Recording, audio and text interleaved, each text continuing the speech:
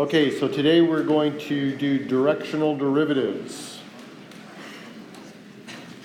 And then one more lecture on a slightly different topic, and we will be done with differentiation for a while, and then we'll go to integration. But what we've been doing is we've sort of been extending our concept of differentiation past what you learned last year. Last year you learned how to take the derivative of some function with respect to x, for instance. And this year we've taken that a few steps farther. We've done what we call a partial derivative. So if we've got some, say z is equal to a function of x and y, what we've done is taken partial derivatives of a function, say with respect to x, right? Which means we hold y constant. And that is really looking at the rate of change of f when you change in the x direction. Or the partial derivative of the function with respect to y is, the rate of change, or the slope, of that function as y changes, and x is held constant. Okay, so we did partial differentiation. Then we introduced what we call the gradient vector. So if you take the gradient of f, we get a vector that has two components, in this case, the first being the partial derivative of the function with respect to x, the second being the partial derivative with respect to y. So this is putting the two partial derivatives together, and now we get a vector that points in the direction that the function increases most rapidly, whatever direction that happens to be. Okay, so we got the gradient vector. So that kind of puts those two together, but it gives you the derivative in one particular direction, the direction in which the function increases most rapidly. Okay, so if z represents terrain, elevation, height above sea level, and xy is lat and long, then the gradient is going to give you a vector at a certain point which will point straight uphill when you're at that point. Okay? Now what we want to do is we want to be able to find the derivative of a function like this, z is equal to a function of x and y, or w is equal to a function of x, y, and z, in any direction. Okay? That's what we're going to use directional derivatives for. So we want to be able to find the derivative now in any particular direction. So let me bring up a picture here that we'll use.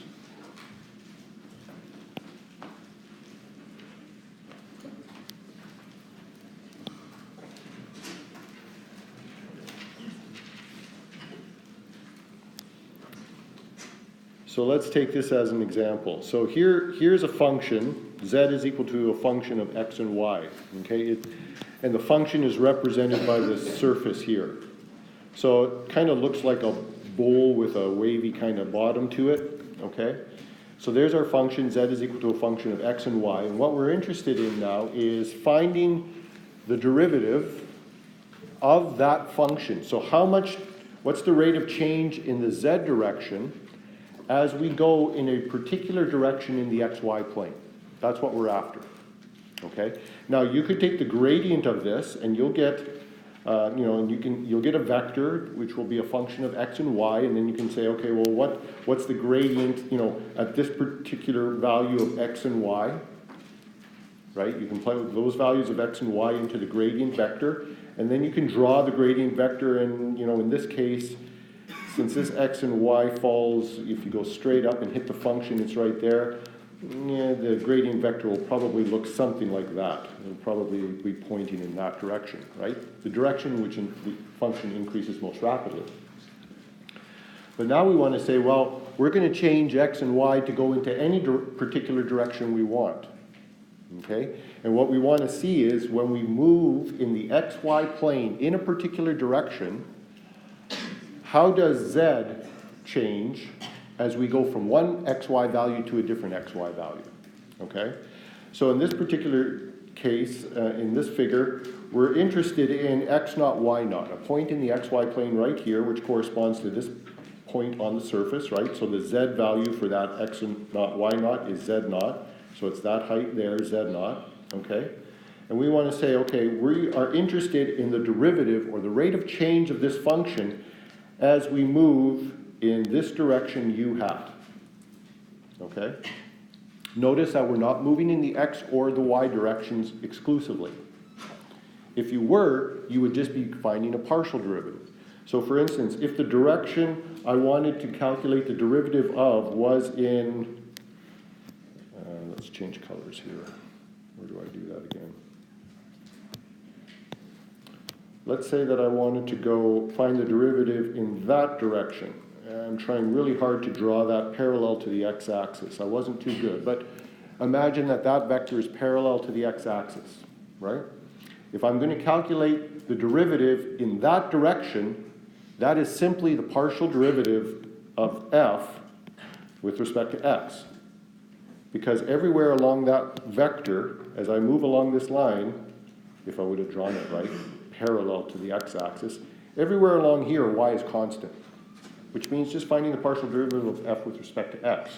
Or if I wanted to find the derivative of this function as I move in this direction, that's better.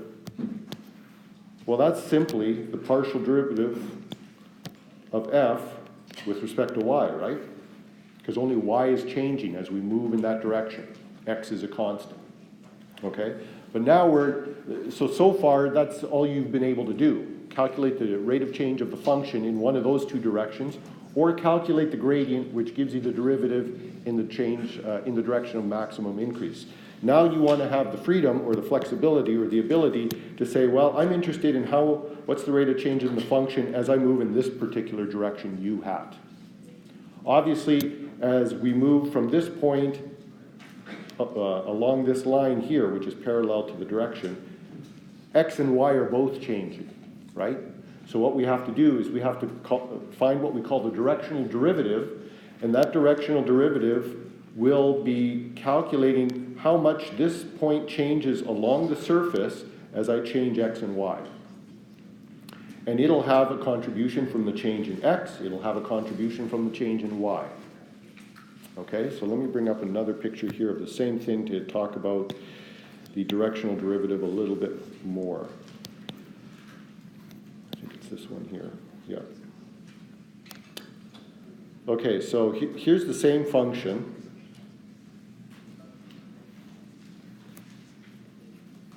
And again, we are interested in finding the directional derivative, or the derivative of this function at this particular point if we move x and y in this direction, u hat.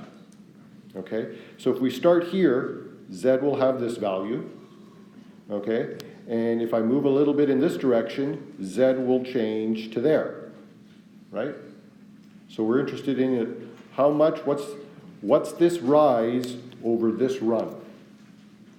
Okay, so really what we're interested in is what is the slope of this tangent line, tangent to the surface at this point, and this line is in the same plane as this line. That's really what we're trying to do.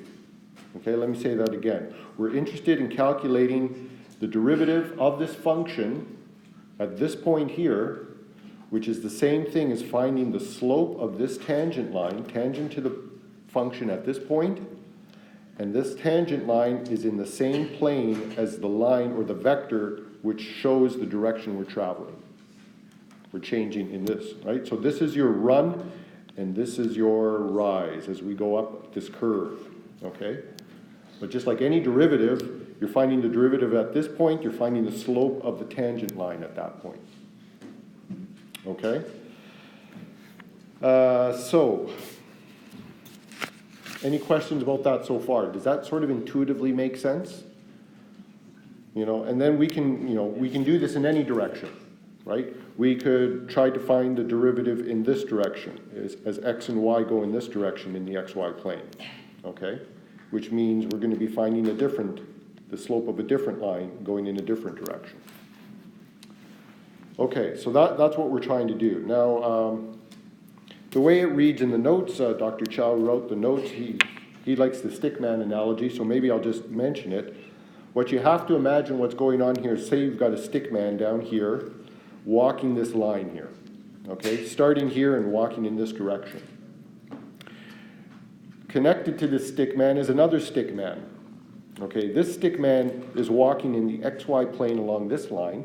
This stick man is attached to this stick man such that the two are always directly one on top of the other. Okay? So if you draw a line from this guy, it's not drawn here, but if you draw a line from this guy up to this guy, they'll be right on top of each other. This guy's on the XY plane, walking this line. This guy is always walking along the surface of the function. Okay? So as this guy moves with him, always staying directly on top of him. But of course, the distance between the vertical distance here will change because this guy has to stay on the function. So if this guy walks this way, this guy's going to be walking up along the function like this. Okay? Because this curve is in the same plane as this line. As we walk along this line in the XY plane, you know, you put these XY values into your function, you get these Z values along this curve. Okay, so this guy's walking here, and this guy's walking along this solid red line. So what we're interested in is if this guy walks 1 meter along here, how far does this guy go up in the Z direction as he walks along the solid red line here? Right? Rise over run. That's all a derivative is. Okay? It's a slope. So that's all we're doing here. If you change the direction, well, this guy now walks in this direction, well, this guy is now going to be walking along a curve like this. Okay? So that's what a directional derivative is. So there's a whole bunch of, you know, there's a nice description in here.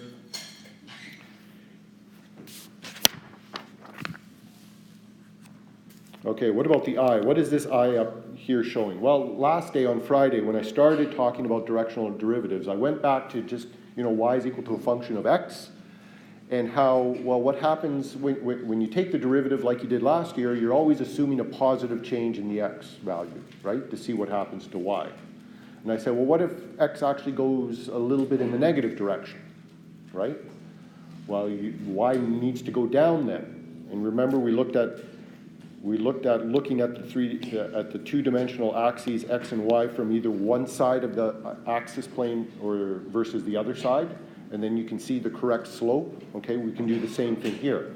So what we're interested in here in this case is the man moving in this direction. We're told he's moving in this direction. So this is our plus s. S is displacement or arc length, if we want to use that term. So arc length, or s, is how far we travel in the xy plane in this direction, in the direction of u hat. Okay? So when we're looking at the derivative, we're looking at the slope of this tangent line to this point here, and this tangent line and this are all in this one plane, and this level curve along the surface. Okay? They're all in this one plane diagrammed here. So when we want to look at the slope to see whether it's a positive slope or a negative slope, we always have to look at it from the perspective such that, in this case, our vertical axis is z. And we always want to look at it from the perspectives such that plus s, or the positive direction of moving as we calculate this derivative, is to the right-hand side. Okay? So if we are moving in this direction, it says plus s, in this direction, we got to look at it from over here. Right? Because then you'll see z going up, and you'll see positive s going to the right. So if we do that, what will this line look like, this tangent line? Where will it be? Well, it'll always obviously look like that, right? It's not going to look like this. That's what it would look like if we were looking at it from this direction, from this side, right? But we have to look at it from this side so that the positive movement direction is always to the right when we draw it in two dimensions like that, right? And then if you draw this line from this perspective, it goes up like this, which means we have a positive slope, which means that if we move in this positive direction in the xy plane, what is going to happen to z? It's going to go up along this curve, right? That's what the positive slope tells you. So now we got the right slope. So all we have to do now is find a way mathematically to calculate the slope of this tangent line right here at this point. Okay? Okay, so that's enough of that. So let's imagine that let's say that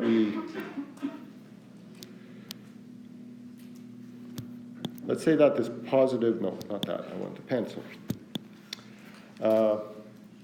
Let's say u hat, this vector that shows us the direction in which we want to take the derivative, let's say that it is equal to a I hat plus b j hat. Okay, it's a two-dimensional vector in the xy plane. Let's say it has a and b as its x and y components. Well, then we could write the parametric equations for this line that is parallel to u hat. Okay? What do you need to write the parametric equations for a line? Two things. You need a point on the line, which we have, x naught, y naught, and we need a vector parallel to the line, which we have, u hat. Okay, so that means we can write the parametric equations for this line given x naught, y naught, this point, and this vector parallel to the line, which gives us x of s. We're going to use s instead of t because that's just by convention in this case. X of s, when we're talking about directional derivative, we use s plus s times a, and y of s is equal to y naught plus s times b. Okay? That's our parametric equations for a line.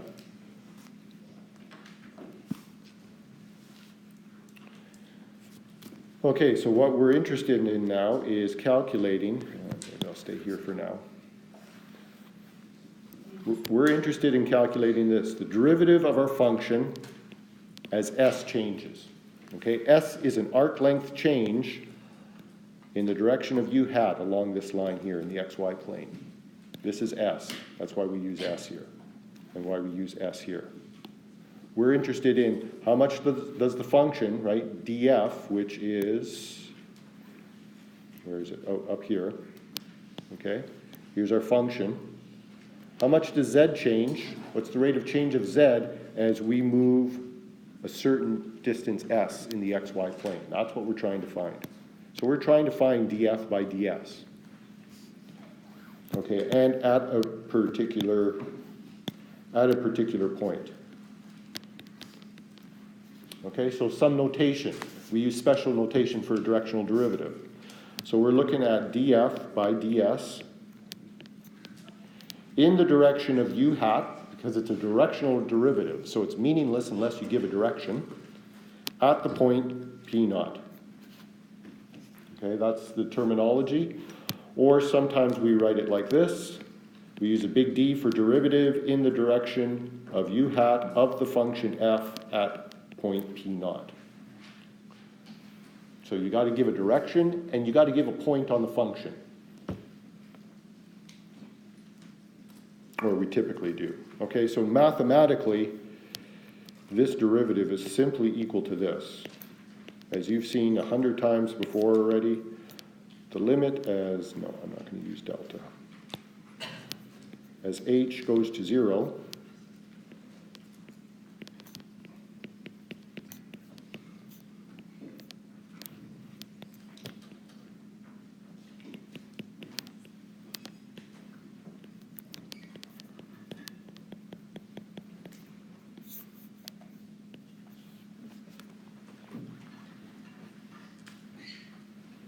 okay, so that's the mathematical definition of a directional derivative. The difference between this and a partial derivative is in a partial derivative, for instance, if we're taking the partial derivative with respect to x, over here we would just have y. Right? X changes a certain amount, y is a constant, same thing here. Or the partial derivative of the function with respect to y, this would just be x. Y plus a change minus fxy. Okay, now in the directional derivative case, x and y could both change.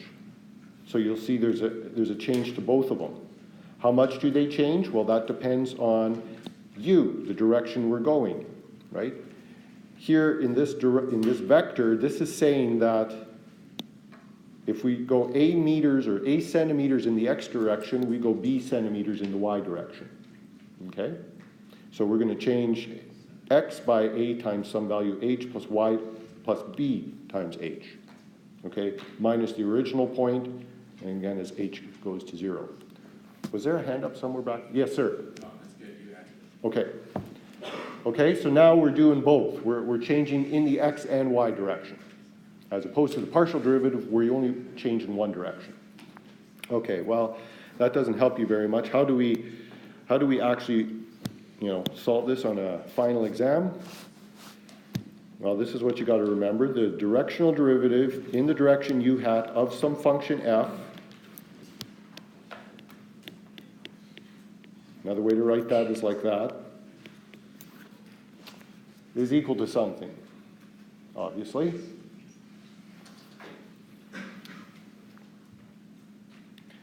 Okay, well, on the right-hand side there, we need a couple of different things. For one thing, you need something on the right-hand side that has information about the direction in which you're taking the derivative, right?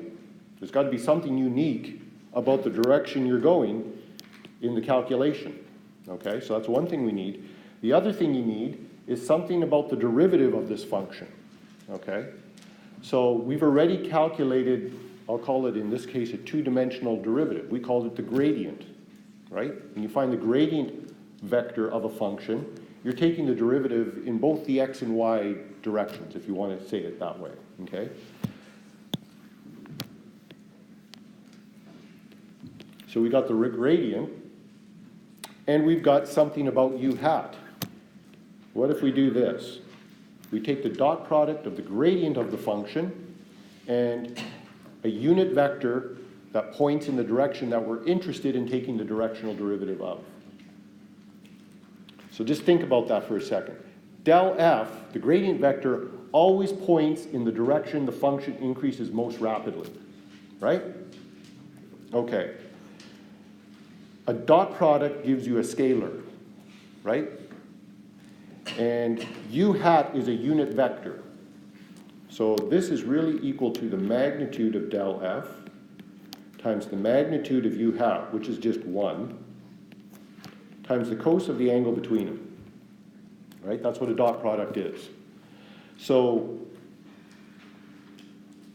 we're going to take the magnitude of del f times the cos of the angle between del f and the direction we're interested in taking the directional derivative of.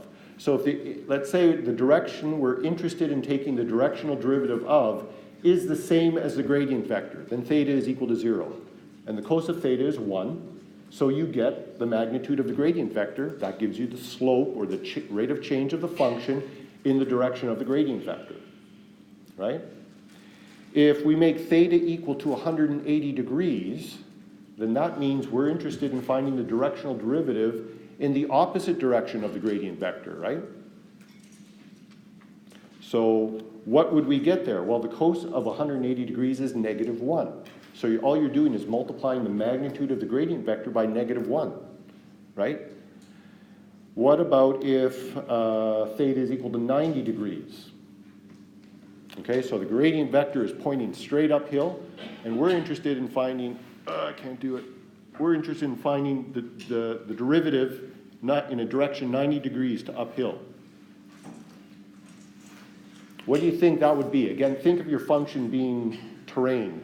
Z is height above sea level. X, Y is lat long. Gradient vector at some point is always pointing straight uphill. What's 90 degrees from straight uphill? No elevation, right? No elevation change. Okay, well, what would we get in that case?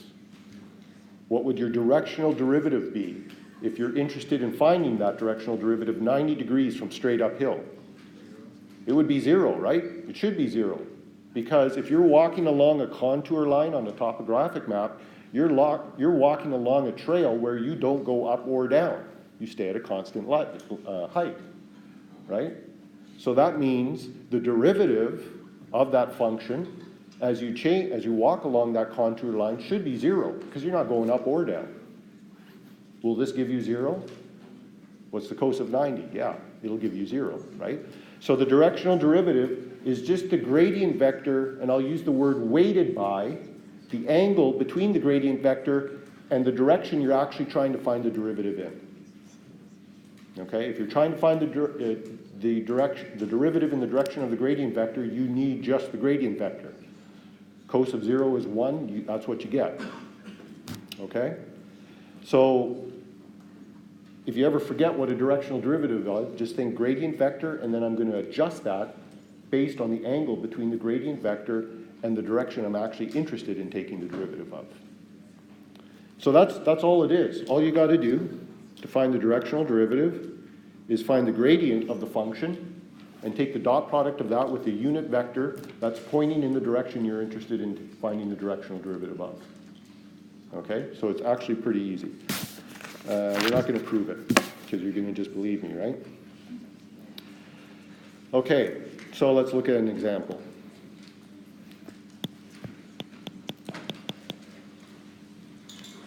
The proof's in the notes, obviously, if you don't believe me. So we're given a function f of xy, which is equal to x e to the y plus the cos of xy. Okay? And we're interested in finding the derivative of this function at the point 2, 0 in the direction v is equal to 3I minus 4j.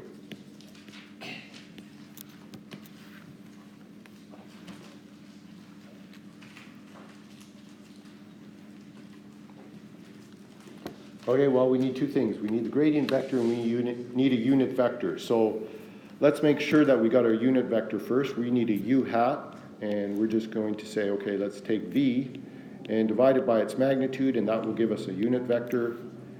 3 squared is 9, plus 4 squared is 16, which is 25. Take the square root, so 1 over 5. 1 over 5, 3, negative 4, right? 9 and 16 is 25, square root is 5. So now we got a unit vector, right? It's still pointing in the same direction of v. We just changed its magnitude, made its magnitude 1. Okay, now we need the gradient vector of our function, okay, which is simply the partial derivative of f with respect to x, f with respect to y. Okay, so what's that going to be?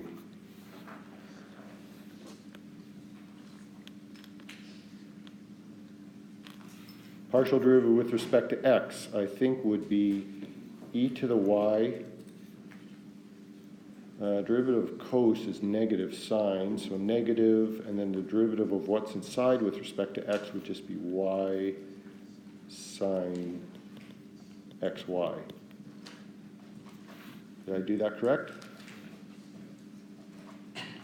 Okay, and the partial derivative with respect to y is going to be xe to the y minus x sine xy.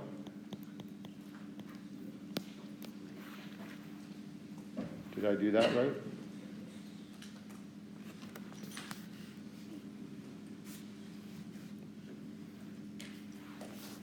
Looks like it.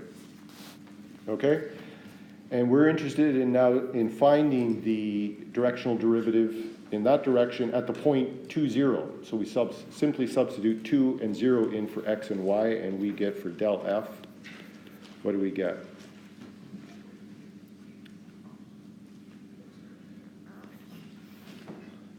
E to the 0 is 1, 1 minus, and y is 0, so we get 0 there. And x e to the 0 is 1 times 2 is 2 minus 2 times the sine of 0, which is 0. So I think that's what the gradient vector is. Do you agree? Substitute 2 and 0 in for x and y into the gradient vector.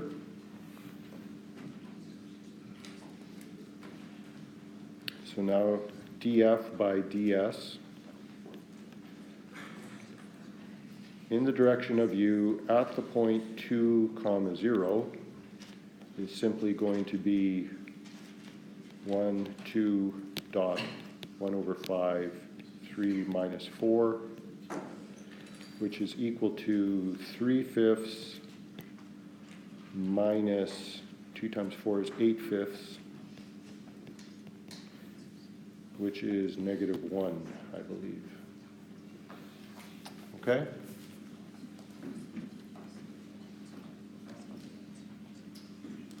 Yes? So the directional derivative is always a scalar?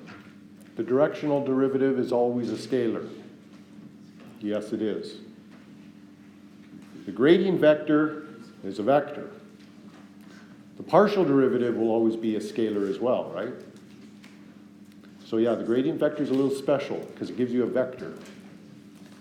The directional derivative will always give you a scalar. The other thing I might point out too is in the notation, notice that I used a regular d here. I didn't use the curly d because it is not a partial derivative. We're simply finding out how much does the function z in this case go up or down as we go a distance s in the xy plane. Okay? We're not holding anything constant. Okay, so any other questions about that example? The directional derivatives are kind of easy, which is a good thing, right? Okay, let me ask you this question.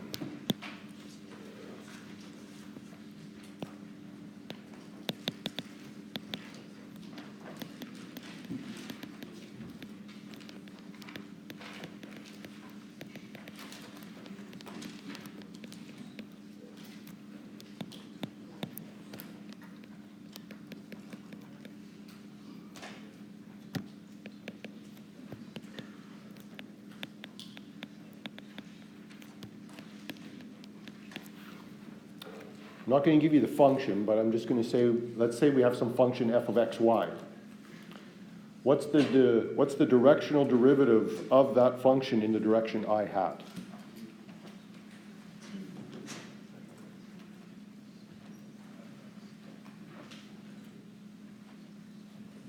Again, how is a directional derivative related to a partial derivative is what we're getting at. So let's say you had no idea how to calculate a directional derivative. You didn't know it was del f dot u hat. Okay, let's say you didn't know that. You could still answer this question. Because what happens if we move in the direction of I hat? What happens to y? It's constant, right? As you move in the direction I hat, you're moving in a direction parallel to the x-axis, which means y isn't changing. And if y is not changing, and it's a constant, what's that the equivalent of? Finding the partial derivative, right? The answer is simply the partial derivative of f xy with respect to x.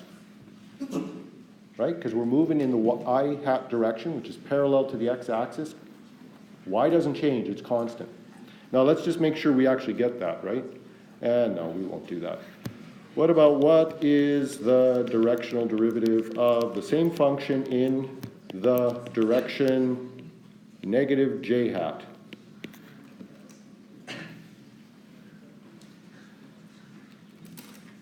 What would I write? The same but negative, and it's with respect to the change of y.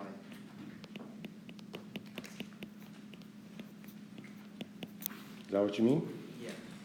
Anybody agree?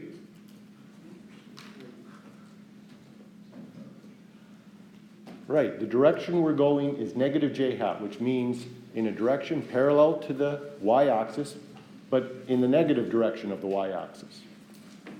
Means x is a constant, so that's the same thing as finding the partial derivative with respect to y. But since we're going in the negative y direction, it's got to be a negative, right? Yeah, exactly. And you know, we can sort of go through the same exercise as we did at the start with a fancy little picture again. Which one is it? I think it's this one. Yeah. Okay, so let's say our let's say our function is this bowl, okay, and they actually give us the function, so z is equal to x squared plus y squared. So it's a bowl, right? The level curves of that function would be concentric circles in the xy plane, right? If you cut through it at a z equal to constant value and drop that onto the xy plane, you get a circle. So the level curves would be concentric circles on the xy plane. Okay, but we're interested in this case, finding the derivative in the or the directional derivative in the I hat direction, positive I hat direction, okay? So, and it looks like the point that was given to us is somewhere along this curve here. They don't tell us the point, but I don't know, it might be this point, it might be this point, it might be that point, whatever. Because they drew a plane here, and everywhere along this plane, y is constant, okay? We're only interested in how does the function change as we move in this direction in the xy plane, okay?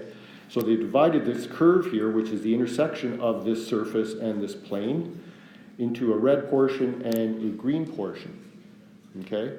If we look at this from this perspective here, we see this, okay? If you're looking from this perspective, the red's going to be on the right-hand side and the green is going to be on the left-hand side. Again, and we look at it from this perspective because we're moving in the positive x direction. So that's the plus s direction. So we got to draw the plus s direction always to the right, which means we got to look at it from this side. Okay? Which means that if we're interested in a point right here, the tangent line at that point will look like this, looks like this. So that means the directional derivative here will give us a positive number because we get a positive slope there, which makes sense because if we're, say, at this point, we're at this point here and we move a little bit in this direction, we're going to move up the surface like this. Right? Z goes up. So we better get a positive slope for our line. If, on the other hand, we are interested in the minus j direction,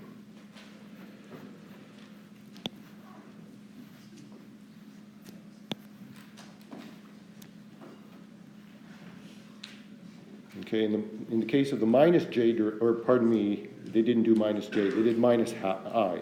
So it's not quite the same as the example we just did. But we're now interested in finding the directional derivative in this direction. Also in the I, or parallel to the x-axis, okay? So again, y is a constant, but this time going in this direction. Well, this is the positive movement direction, so that means we have to look at things from this side so that the positive movement axis is to the right, okay? So when we look at it from here, we see this. And now, again, if we're interested in the directional derivative at this point, as we move along that line like that, we're interested in the slope of this line, which will be negative, which makes sense, because if we're at this point here, and we move a little bit in this direction, that means on the surface, we're going to move down the red curve like that, right? Z goes down. It decreases as we go positive S. So this better be a negative number. You get a negative slope. Okay, so that's all it is. So hopefully that makes it clear. Okay, let's talk about a couple other things and we'll be done for today. Properties of the directional derivative.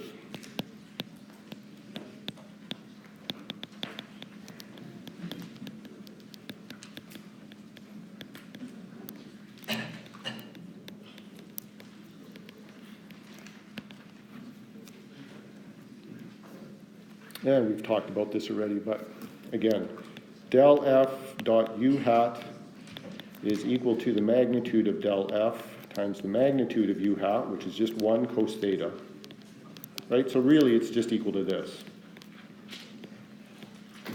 So we have this relationship between the gradient vector and the directional derivative, right? And the angle between them is this. Angle between the gradient vector and the directional derivative. It's df by ds.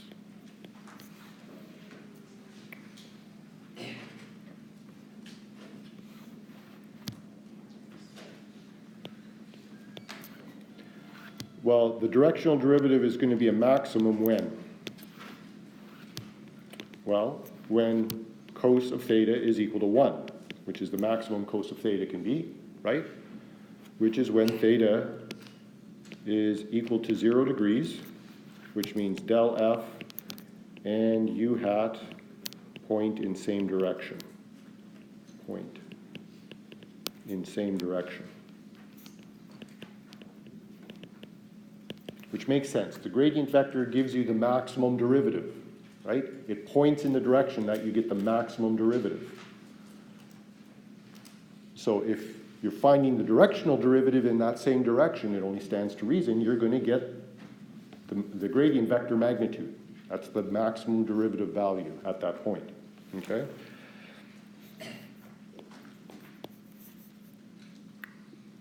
Your function f of xy decreases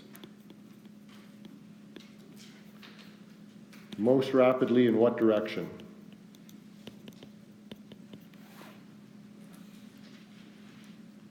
If it increases most rapidly in the direction of the gradient vector, in what direction will it decrease most rapidly?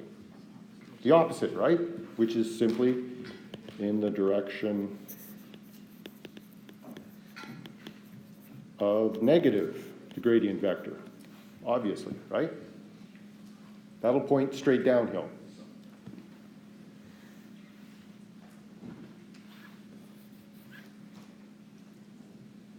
So that would give you, if you calculate the directional derivative in that direction, it'll give you the minimum derivative, minimum being smallest or lowest negative number, okay? And finally, when the angle theta between the gradient vector and the directional derivative is pi by 2, that means the direction in which you're finding the derivative is perpendicular to the gradient vector.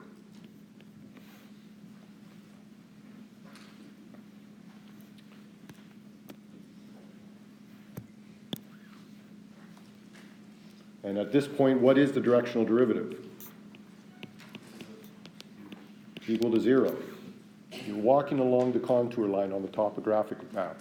Same elevation everywhere along the contour line, same z value. So if that's the direction of the directional derivative, z's not changing.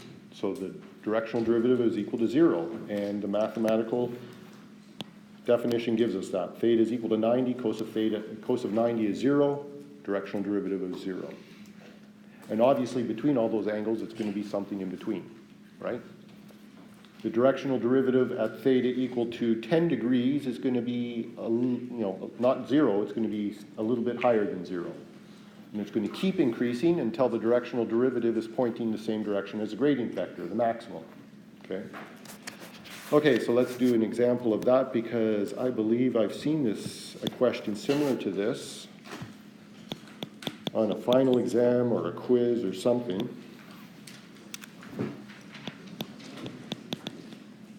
That was a hint, but not a guarantee. So let's say we've got this function, okay? Z is equal to 5 minus x squared minus 2y squared. And let's say that we're interested in a point p naught, x naught, y naught, of negative 1, 1, negative 1.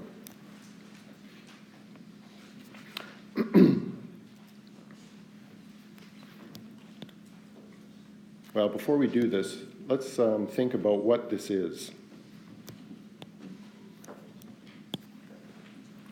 Can anybody picture what this function is? Z is equal to 5 minus x squared minus 2y squared. Forget about this 2 for a second. What if it was 5 minus x squared minus y squared? It's a parabola, or let's call it a three-dimensional parabola, which is a paraboloid, right? And which way is it opening?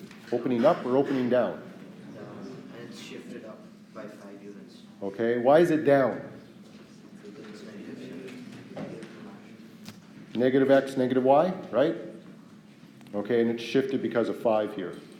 So if it's going down, that means it must have a maximum, right? What's the maximum? 5? The maximum z could be is 5?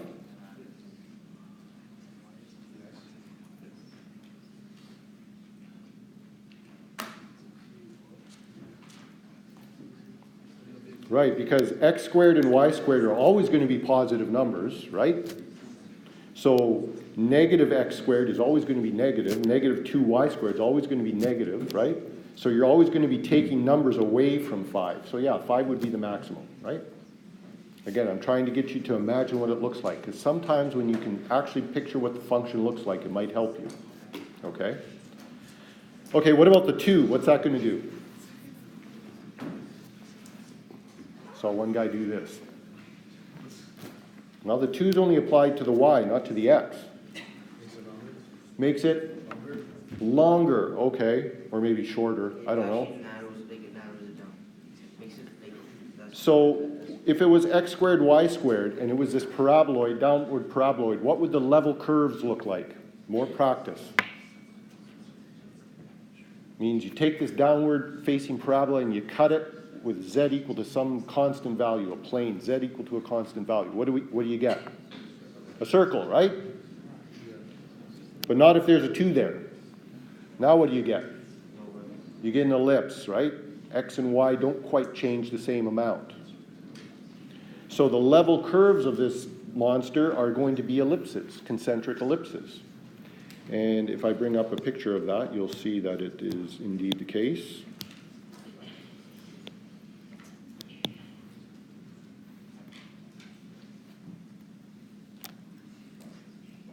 Okay, so here's a cutout of the surface for different z values. And here are the level curves plotted in the xy plane for those. Okay, so that's what it looks like. So we're interested now in a particular point, the point -1, -1, which is right here. Okay, so if we're going to find, what are we being asked? We'll probably have to finish this next day, but let's just do direction of maximum rate of increase of f at p naught. Okay, how do we get that? The direction of maximum increase of f.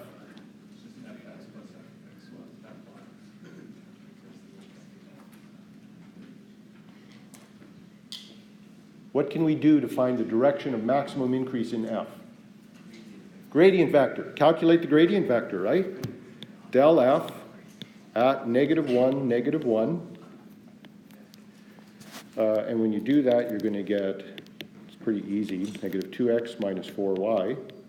Okay, at the point -1, -1 gives us 2, 4. Okay?